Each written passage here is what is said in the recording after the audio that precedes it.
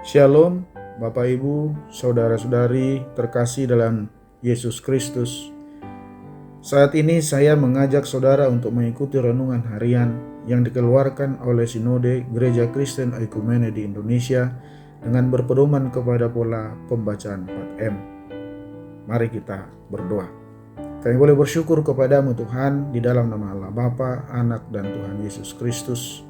Pada saat ini kembali kami boleh merenungkan kebenaran firman Tuhan. Dan biarlah kiranya pimpinan Roh-Mu yang kudus memampukan kami memahami firman Tuhan, bahwa kami mengerti kasih Allah menunjukkan pelanggaran umat-Nya. Ketika kami berdosa Tuhan, ada pengampunan, ada kasih Allah yang boleh Tuhan nyatakan bagi kami. Karena itu Bapa, berkenanlah beserta dengan kami dari awal pertengahan hingga kami nanti mengakhiri persekutuan kami. Dalam nama Tuhan Yesus Kristus kami berdoa. Amin.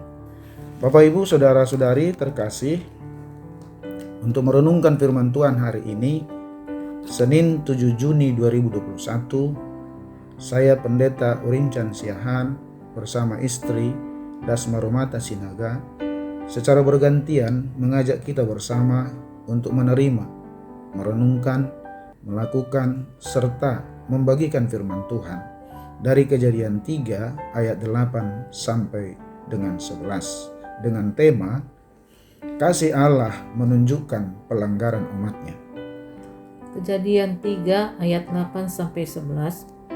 Ketika mereka mendengar bunyi langkah Tuhan Allah yang berjalan-jalan dalam taman itu pada waktu hari sejuk, bersembunyilah manusia dan istrinya itu terhadap Tuhan Allah di antara pohon-pohonan dalam taman.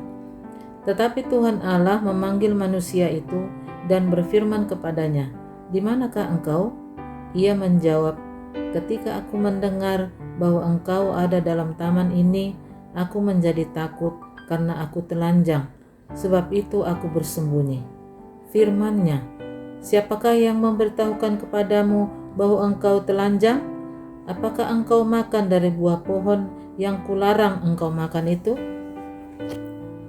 Demikianlah firman Tuhan. Amin. Dari pembacaan tadi, kita mau mempelajari atau menggali isi firman Tuhan dengan menggunakan pertanyaan berikut. Pertama, apakah yang menyebabkan manusia itu bersembunyi? Ketika mereka mendengarkan bunyi langkah Tuhan Allah yang berjalan-jalan dalam taman itu pada waktu hari sejuk. Yang kedua, firman Allah kepada manusia itu, "Di manakah engkau?" Ia menjawab, "Ketika aku mendengar bahwa engkau ada dalam taman ini, aku menjadi takut sebab aku telanjang. Sebab itu aku bersembunyi." Pertanyaan berikut ialah, pelanggaran apakah gerangan yang manusia itu lakukan sehingga mereka ketakutan dan harus bersembunyi? Dari Kejadian 3 ayat 6 sampai 7, perempuan itu melihat bahwa buah pohon itu baik untuk dimakan dan sedap kelihatannya. Lagi pula pohon itu menarik hati karena memberi pengertian. Lalu ia mengambil dari buahnya dan dimakannya dan diberikannya juga kepada suaminya yang bersama-sama dengan dia, dan suaminya pun memakannya. Maka terbukalah mata mereka berdua dan mereka tahu bahwa mereka telanjang. Lalu mereka menyemat daun pohon ara dan membuat cawat. Artinya mereka melawan perintah Allah. Pertanyaan berikut, di manakah kita dapat melihat letak kasih Allah menunjukkan pelanggaran umat-Nya? Ketika manusia itu melanggar perintah Allah atau memakan buah yang dilarang Tuhan, Allah tidak membiarkan mereka terus bersembunyi.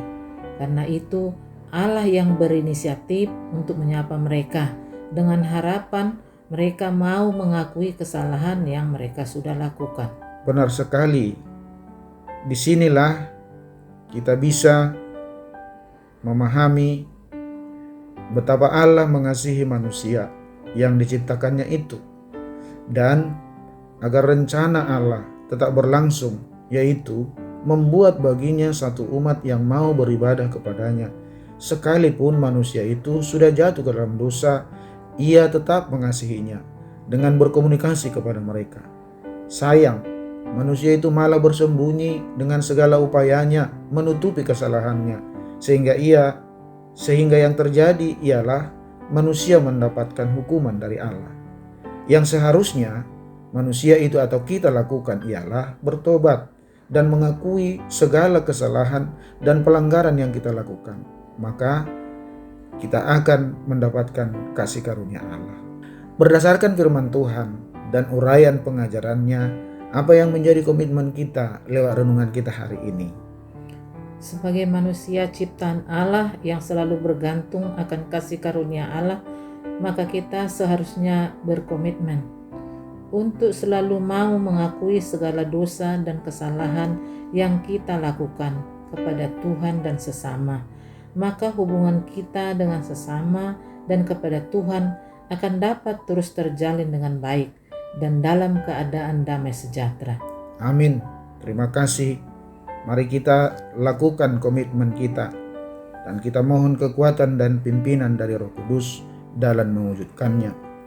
Mari kita tutup saat teduh kita dengan berdoa. Mari kita berdoa. Kami bersyukur kepadamu Tuhan. Kami telah berkomitmen melalui renungan kami bahwa ketika kami melakukan dosa dan kesalahan, wajib bagi kami untuk mengakuinya. Wajib bagi kami untuk bertobat sehingga kasih karunia Allah yang ditujukan bagi kami dan pengampunan itu boleh kami terima.